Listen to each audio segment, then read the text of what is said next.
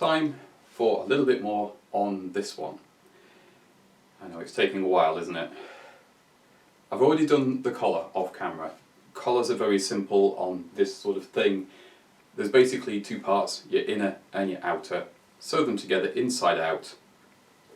Clip your corners, turn it the right way out, press it, and then top stitch before putting on one press stud on each corner. I didn't feel there was any need to record that one. We've done very similar stuff recently, and this project is going on quite long enough. The other item I did a trial with is one of the epaulets. I know how they go together now. There are some construction processes, orders that you need to follow, otherwise it can trip you up a little bit. We'll cover that later.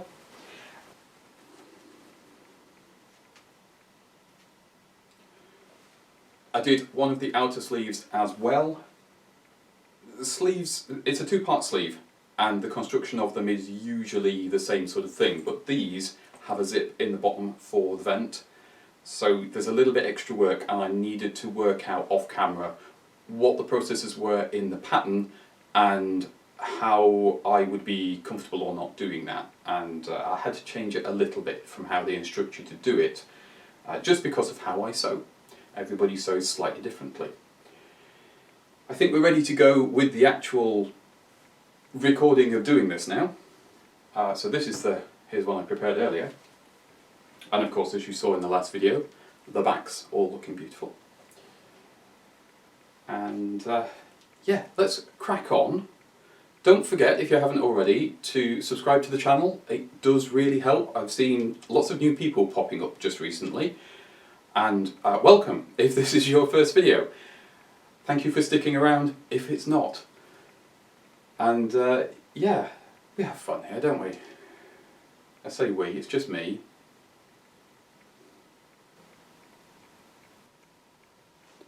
For the epaulet, you'll have two pieces. One will be your interfacing and one will be your outer fabric. If you're using an iron-on interfacing, this will be one piece.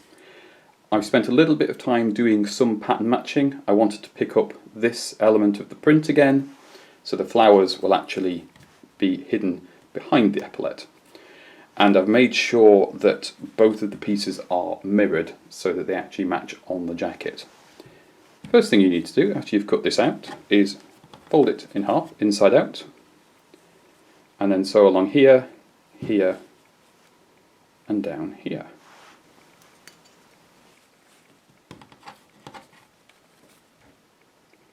Once you've sewn your piece together, you need to clip off the points.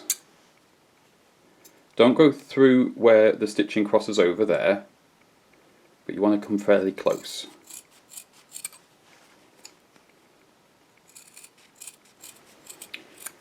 With all your edges clipped, and I've had a few goes at this on camera, and so far I've not had much success, but you normally use a pen or a pencil or a crochet hook. Any sort of very strong stick is what you want, and you want it to be moderately blunt. And all we're trying to do is get it started. Let's see if I can do it this way. There we go. And normally, I don't know why this one's fighting me so much. Normally what you do is you stick the stick in your point, and then you push the whole thing inside out like a sock. And for some reason, this one does not want to do that, so I'm just going to do it this way. Because apparently this is the way this one wants to go. The other one, that I did off camera, went really quickly and really easily.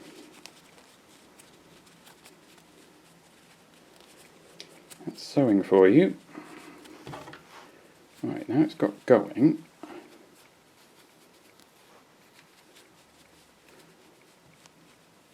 Nope, I'm just going to have to do this one off camera. I don't know why it's fighting me, but it is. I'll be right back. And we're back, and it's finally going like it should do. So what should happen is you should just ease the crochet hook inside, from side to side a little bit, until you get your points out. And then eventually you end up with the shape you want. I genuinely don't know why that one was fighting me so much. It just goes like that sometimes. There we are. And now you can see why I pattern matched it the way I did, so we have that nice leaf pattern running all the way to the point. Give this a press, and then we'll top stitch around the edges. And here's one of the construction things I got wrong on the other side. I put the press stud in before doing the top stitching. And while it's not impossible to do the top stitching after the press stud, it's certainly very difficult around this end. So do your top stitching first, and then do your press stud. We're on to some different tools now. This is the epaulet I'd already done, and you can see it's all finished. So this is the side that you don't normally see, and that's the socket on the press stud there, and then that's the outside. Now when I said these were mirrored, what I mean by that is when you cut out the pieces, because these aren't symmetrical on pattern pieces, you need to make sure that they mirror each other that way. But because of the way the fabric is printed, I can't have the wiggly bit here mirrored. So I can't have it with this on this side and then the same pattern on this side. Slight compromise, but the important bit is the detail there is where it needs to be, and the black field of the fabric is visually matching from the distance that you normally would be anyway. One small screwdriver, because I still don't have a bradawl, and we just need to work out where our press stud goes. Now I know it wants to be lined up with the point, and then you can turn the fabric and you can see where the stalk is there. So line your screwdriver up with that, and that tells you where to push through. You can measure it and stuff, but I'm not going to. There we go. A bradawl is slightly better for this because it's a bit sharper and it's designed for the job, but I find a little screwdriver is just fine. And it gives us, with that one, a nice snug fit to the post we need to put through. We've got the bit through there. Now we need to put the socket on, and as you can see on this one, you want to make sure your socket's that way around, not that way around. Pop that over there, and then I'll use my slightly larger screwdriver. I guess these are magnetic, and you just pop that against the post that's in there and gently tap it with your hammer until it's peened over, and you'll end up with it looking like that, which secures it in place. These are really just decorative at this point. Originally this would have allowed you to put things through the epaulet, and this would have secured that down, so it's sort of like a tie-down strap, if you like. But we don't have that requirement here. We just want it to look nice. One quick tap with a hammer later, and we are done. Those are now ready to go onto the jacket itself. But first, we need to do the sleeves. So let's crack on with that, because that's quite a big job.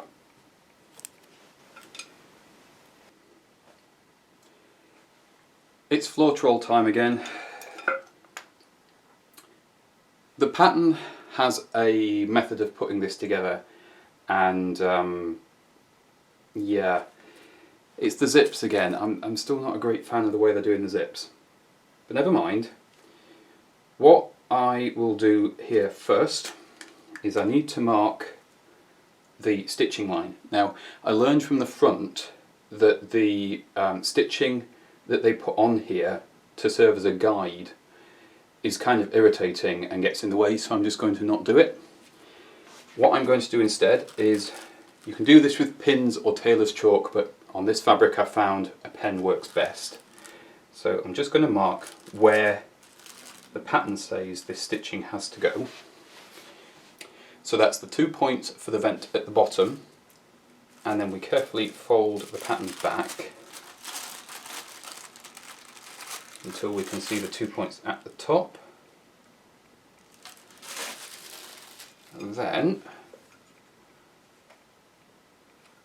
do a line to draw them all up.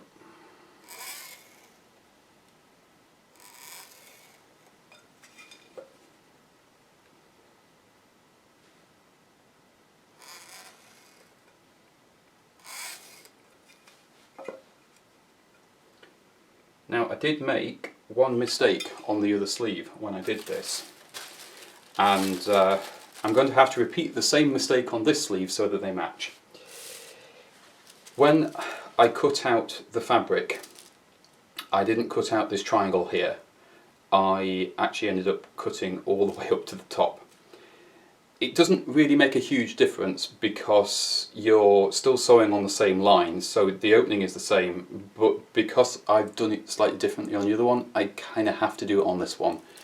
Otherwise my sleeves might not match. So all I do is we'll cut a little triangle here and then sort of like that, so you have a seam allowance that you'll fold back. This will make sense in a moment, trust me.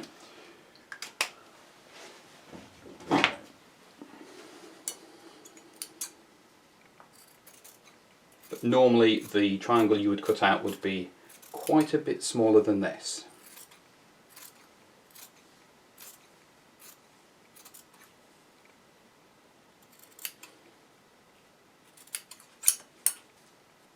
Right. Once you've got that cut out, you then need to fold back this seam allowance and press that. And then we put the zip in. And I'm back from the ironing board. This is what you press open, and this is the zip you need to put in. And on the pattern it suggests to take off the stops on the zip, which are these little bits here. Just stop the zipper from flying off the end. I'm not going to do that. I think that's a waste of time for no benefit, so we're changing that. Next we need to get this zip actually in place, so with the zip closed up, don't forget that your pull, the zipper pull, goes at the cuff end. If you sew it the other way you won't be able to get this open properly. And one of the other mistakes I made, because I didn't check, was this zip is slightly shorter than the opening that I've made. It won't be a problem, we'll call it a design feature. What I should have done is I should have laid the zip down and made the cut a little bit shorter. Anyway, you lay the zip down and you want to be lining up the zip ribbon with this folded piece here and pinning it together. This is a little bit fiddly. You'll find that you have to open and close the zip a few times just to get everything pinned together. So I shall do that off camera and I'll bring you back when I've done it.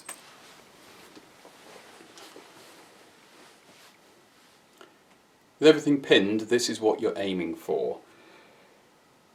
You'll be sewing from the outside. The pattern seems to suggest sewing from the back, but I was having real trouble getting a nice straight stitch line here parallel to the zip. You will sew from here, up here, across and back down. Easy peasy. And you want it so that the fabric joins up to the edge of the teeth, but the zip isn't hidden. Just like all the other zips on the jacket. Now when you sew this, you will find that you have to sort of move the zip around as you do it. You might need to remove the foot from your sewing machine to be able to do that. It's very tight. And this is going to be a top stitch job. This was one of the other things that I found a bit odd, because you have an open zip. I'm not sure why you wouldn't have just sort of laid the two pieces together, sewn them and then just pressed it flat. This is what the pattern says, so this is what we're doing.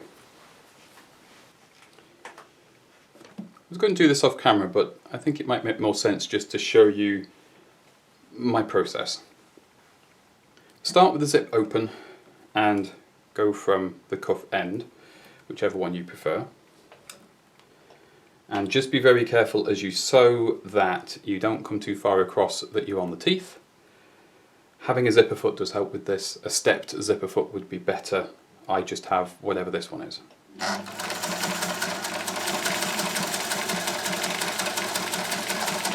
Just take your time, there's no real rush on this.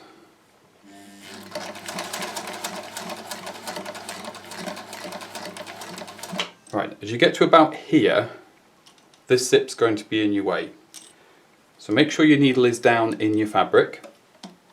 That way nothing's going to move. And sometimes you can just do the zip up. Sometimes you can't. Ah, we're in luck. So you need to zip the zip up. And now you can go round the top.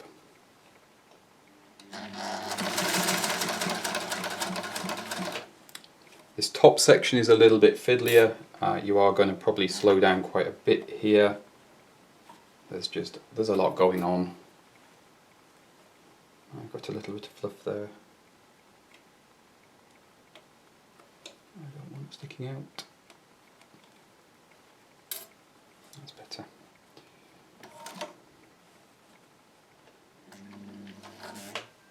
Just going to wind this by hand.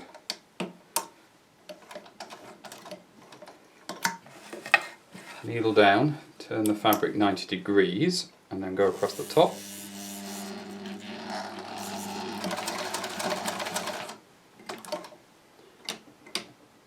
And then go back, because this is the stress point, so you want it to be slightly stronger.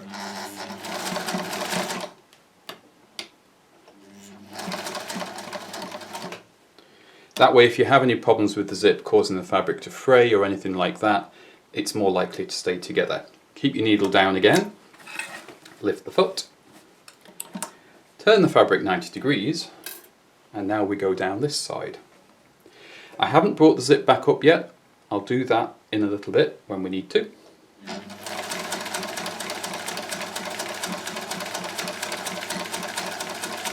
Just make sure you stay nice and close to this edge, because you're going to be putting another line of top stitching on here, so you want to be as close in as you can comfortably get.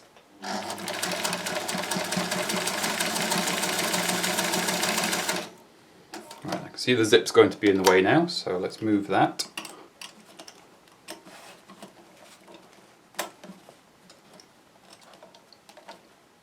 Can be a little bit awkward sometimes. There we go. It's getting stuck on the foot plate.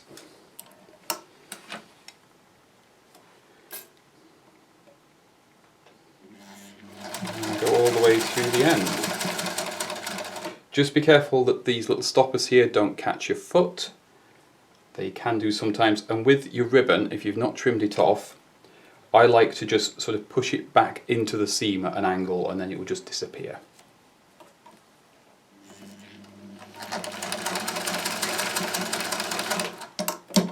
And there we go.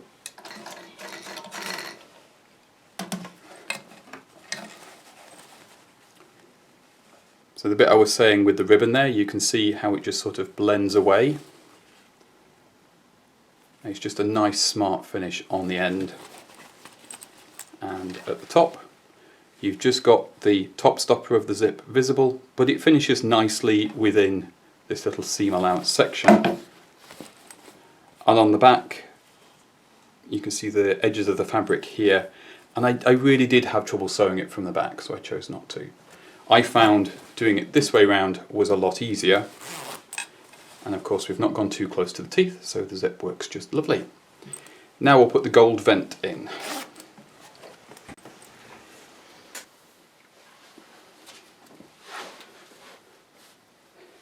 To do the vent is another one that's a little bit tricky.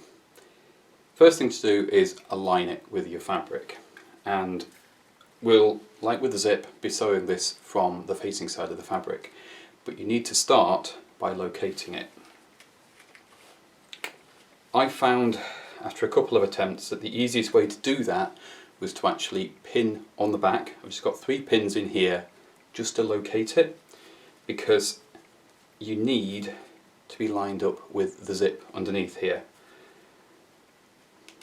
And you also need to make sure that there's enough fabric that it meets up with your line down here.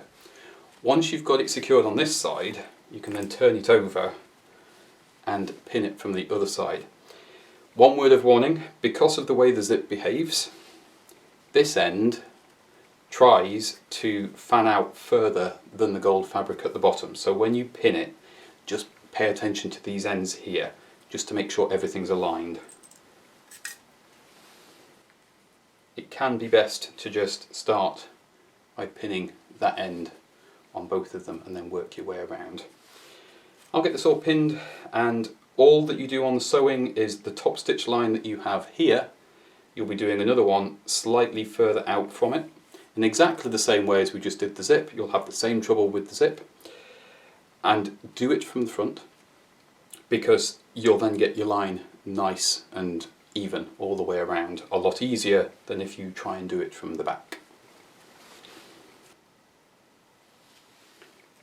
Fresh off the sewing machine, and that all went actually surprisingly smoothly, probably because it's the second one I've done. And when you open the zip, the little vent there is visible. On the back, it's important that you can just about see the excess fabric around the edge there, that you're not too close to the edge of the vent. And it's also important that when you've sewn it you haven't caught any of this as you've done it, which luckily I haven't. We can move on to the next bit. That one went much smoother than the first one I did. Next job on the sleeve is we need to make this outer fit this inner, and you'll have 2 marks on each of these pieces that line up. On the smaller piece of your sleeve, the mark lines up here, but down at the bottom the mark is in a different place. I've sort of lost it on camera here, but the goal is we need to shrink this section down a little bit. And to do that, you want to run a gathering stitch, 2 lines of, either by hand or on the machine, so that you can actually just shrink this in a little bit. You're not looking to make like a big frilly thing or any visible gathers, you just want to squash the fabric a little bit. On my machine I set it to the largest stitch that it can do, and then you just pull on a thread and very gently manipulate your fabric in a little bit. Now it turns out, because my machine isn't a big fan of doing this stitch, that sometimes it does actually do some of the gathering for me. Looks like I've lost that end, never mind. This side here just helps even it out. This is where all the gathering actually happens, and as long as you've got roughly sort of like an even wiggle along the edge of the fabric there, you'll be okay. You then pin your 2 pieces together as normal, and you'll find that as you pin this section up here that we've just done the wiggliness on, it will actually level out quite well. I like to start at each end of the sleeve and work my way down or up to the points where the gathering starts. That means I can actually even everything out as it should be. Right, and you can see here how there's a little bit of a curve of excess fabric there. That's what we're shrinking down. As we pin it, that will disappear, but that's what we're shrinking down. And the reason for this is it makes sort of a bit of a bold sort of cup shape where your elbow is, and stops you getting that ugly sort of stretched out sleeve look that you sometimes see on jackets that don't have this little bit of detail. So it's one of those things where if you do it, it can feel like a bit of a waste of time because you can't really see it, but if you don't do it, after a few uses, you'll wish you had. And of course with some jackets the sleeves are big enough and bulky enough that you don't need to do it, but this one's sort of a bit fitted. On the back you can see it's a little bit wrinkly and a bit lumpy. Don't worry, that's perfectly normal, that is what you want. And when you feed it through the sewing machine, this will all sort of flatten out as you go. It won't tuck, it won't gather or anything like that. It will just sort of go flat, because what you're doing is you're squashing all the fibres closer together when you actually sew it. Once you've sewn this piece together, don't forget to pull out your gathering thread, and you can see what that thread actually does. Well, that sort of gathering, easing section that you've done. The fabric won't lay flat now. It's got this shape to it, and it will keep that shape. Even when you've pressed the seam, it will always have this sort of bubble in it, I suppose. Because that's what you've put in by squashing this edge. You've actually made that shape in the fabric. On the back, you can see the wiggliness on the hem here. All we need to do on the back here before we do the next piece is just press this seam open. Don't worry about losing your shape here, you won't. This is locked in now because you've sewn that into the fabric. You've changed the shape of the fabric, if you like, by doing that. If you've ever done metal work and you've put a dent in a panel, it's very much the same sort of principle. You're stretching and shrinking the fabric to make the shape that you want. I shall press this, and then the only thing we have left to do here on the sleeve is just sew and press this other seam. All sewn and pressed, and I thought the best way to show it to you was to actually put it on the relevant arm. The armholes on this aren't really baggy like a lot of modern garments are. I actually quite like that. I prefer an armhole that sits quite high. It will be slightly larger than this when we get everything sewn together because of course you've got some seam allowance which is going to shrink everything back a bit. But overall the fit on this is actually really nice and I really like it. The zip does what the zip is supposed to do, so I'm pleased about that. Usually with these kinds of jackets I leave that zip open. It's a nice design feature, but occasionally it's just nice to zip it up over your gloves. Yeah, that shaping we put in the elbow, that actually really helps with the movement, so you don't end up with it pulling tight here or being too baggy when it's relaxed. So that's actually a nice little detail that's in there. I think the next thing we will do is we'll put the rest of the body outer together. The process of putting the lining in is a bit strange. They seem to want to line the sleeves before attaching them to the body. I think I need to do some off-camera playing about with that to get my head around it. But I can certainly put quite a bit of the body together now and have a more finished looking garment before the video ends.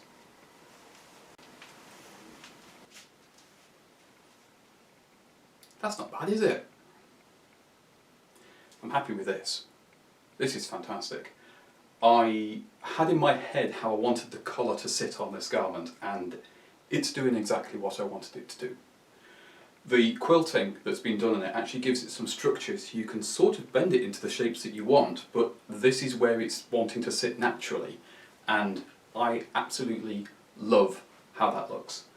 I think the pink top stitching and the quilting is great. The press studs on the corners just weigh the tips of the collar down just nicely. And from the back,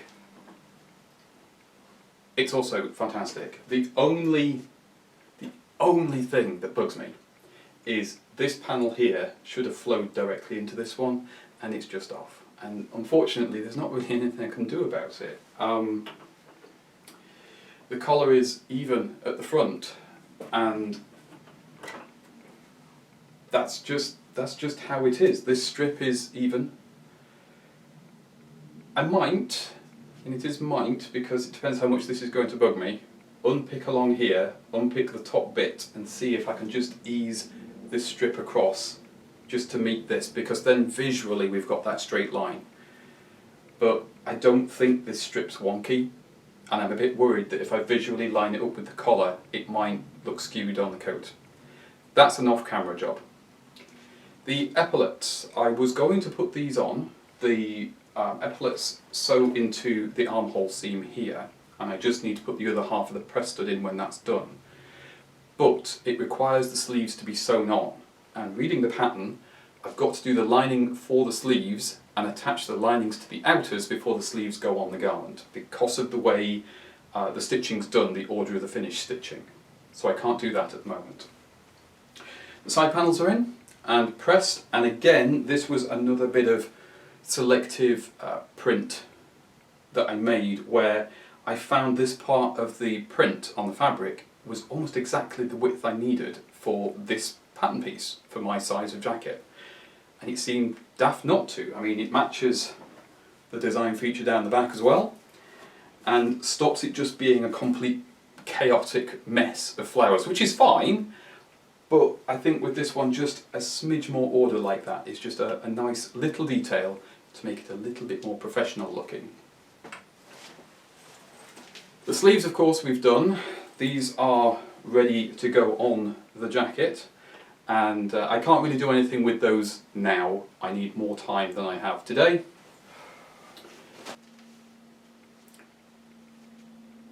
Thank you for staying to the end of the video.